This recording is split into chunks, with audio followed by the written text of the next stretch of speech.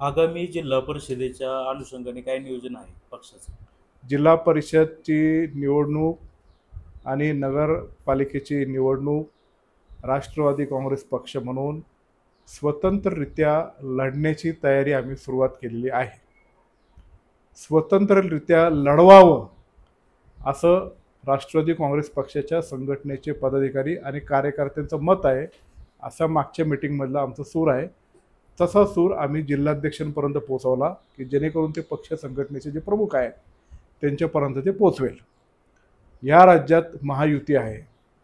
महायुती करायची नाही करायची शेवटी तो नेत्यांचा अधिकार आहे.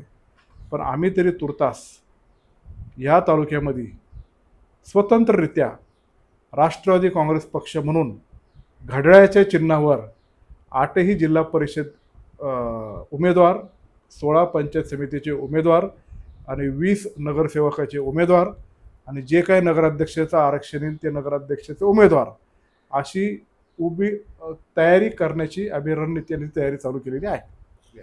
शरद पवार गटातील काही लोक तुमच्या संपर्कात आहेत असं समजतंय. हो, आहेत ना. काय चर्चा काय होते? कसं आहे, सगळ्यांची भावना अशी आहे की पवारसाहेब हे आपले नेते, दादा हे आपले नेते आहेत. आपण एकत्र झालं पाहिजे आणि सगळ्या स्थानिक स्वराज्य संस्था आणि पुढच्या निवडणुकीला सामोरं गेलं पाहिजे. विधानसभेच्या निवडणुकीला जे चित्र आपल्याला पाहायला मिळालं ते पुढं पाहायला लागू नये अशी सगळ्यांची भावना आहे. विधानसभेच्या निवडणुकीमध्ये असे पावलं उचलल्यामुळं आपल्याला त्याचे परिणाम पक्षाला आणि आपल्या विचाराच्या लोकांना भोगावे लागतात, हे सगळ्यांच्या लक्षात आलेलं आहे. म्हणून एकत्रित जाऊन पुढं लढायचं असं चर्चा तर चालू आहे, पण आता पुढं बघू काय काय होतं ते. आता आपले कार्यकर्ते म्हणतात की अतुल बेनके आता जुन्नरच्या राजकारणामध्ये हादरे काय निर्माण करणार आहेत. काय नक्की होणार? हादरे बिद्रे काय नाही, प्लेन आपलं लोकांमध्ये जाणे, संघटना बांधणे आणि संघटनेची ताकद जी काय आमची वल्लभशेठ बेनके साहेबांपासून चालत आलेली आहे ती पुढं चालू ठेवणे. जे लोक बरोबर येतील त्यांना बरोबर घेणे, विश्वास संपादन करणे आणि पक्षाची ताकद वाढवणे, एवढंच त्यामध्ये सिंपल आहे. हादरे बिद्रे तसं काय विषय नाही आहे. लोक आपल्या सोशल मीडियावर अनेक गोष्टी रंगतात, अनेक गोष्टींची चर्चा होती, त्याच्यातल्या काही गोष्टी सत्यता असते, काही नसती, काही आता हौशी असतात सगळीकडच्या बाजूचे, ते बोलत असतात काहीतरी असतं तसं आहे ते.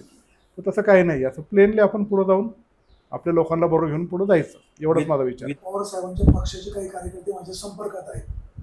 शिंदे साहेबांच्या पक्षाचे म्हणजे शिवसेनेचे काही कार्यकर्ते तुमच्या संपर्कात आहेत? कसं सगळेच संपर्कात आहेत, पण आत्ता ती वेळ नाही बोलायची.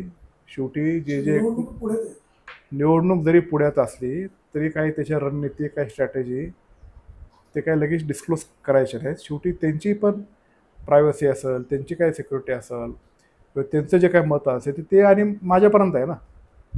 जरी ते 100% आहेत, शेवटी विरोधी पक्षाचा जरी असला तरी नातं आज जुळलं तर ते नातं कायम ठेवावं असं ह्या मताचं मी आहे. नाहीतरी काही लोक त्यांचीच तुमच्या साक्षीने आले पण आणि 2 दिवसात गेले पण. त्यांना काय मी या म्हटलो नाही आणि जा म्हटलो नाही, ते आले आणि गेले. माझं काय म्हणणं नाही. शेवटी ज्या त्या कार्यकर्त्याला जिथं कम्फर्टेबल वाटेल, जो नेता त्यांना आवडेल त्या दृष्टिकोनात त्यांनी वाटचाल करावी ना, त्याच्याबद्दल मला म्हणणं नाही.